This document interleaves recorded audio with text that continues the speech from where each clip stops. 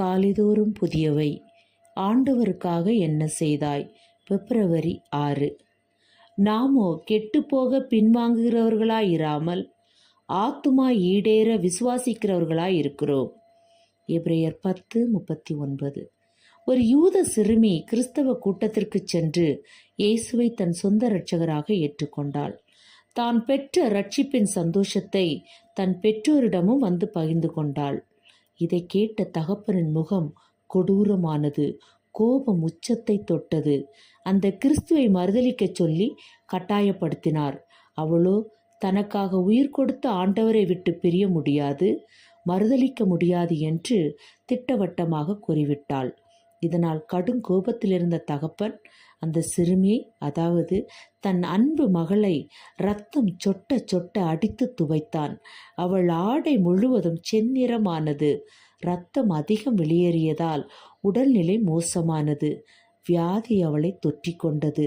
அவள் தன் தாயை அழைத்து தான் அடிபட்ட போது அணிந்திருந்த ஆடையில் ஒரு பகுதியை வெட்டி தாயிடம் கொடுத்தாள்.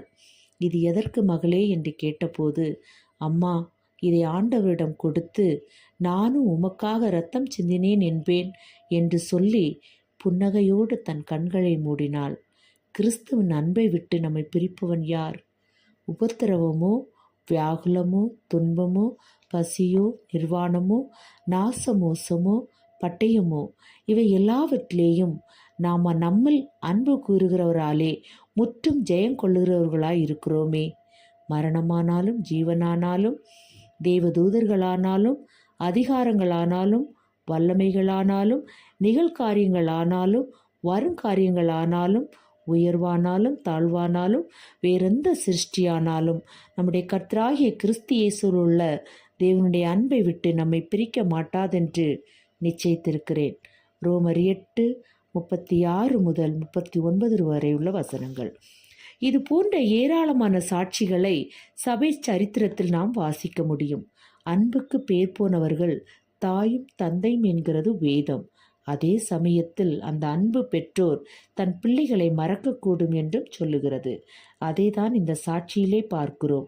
ஒரு மாற்று நம்பிக்கையை ஏற்றுக்கொண்டதற்காக அடித்தே கொல்லும் அளவுக்கு இயேசு கிறிஸ்து அந்த மூடனுக்கு கசப்பாய் இருந்திருக்கிறது. தன் செல்ல மகளை விட தன் பிடிவாதம் மேலோங்கி இருந்திருக்கிறது. அதே சமயத்தில் அந்த சிறுமியின் விசுவாசம் என்ன ஒரு ஆவிக்குரிய பாடம்! பக்தி வைராக்கியம் என்றால் அவளிடமிருந்து படிக்க வேண்டும். ஆண்டவருக்காக உயிரை விட துணிந்தாள். தன் விசுவாசத்திற்காக நின்றவள். கர்த்தருக்காக நாம் என்ன செய்திருக்கிறோம் என்ற கேள்வி நம் மனதில் எழுதுகிறதா? நமது விசுவாசமும் அன்பும் உண்மையானதா அல்லது மாய்மாலமானதா? ஜெபம். பிதாவே, உமக்கு சாட்சியாக வாழ்ந்து மடிய கிருபை தாரும். இயேசுவின் மூலம் வேண்டுகிறோம். ஆமேன்.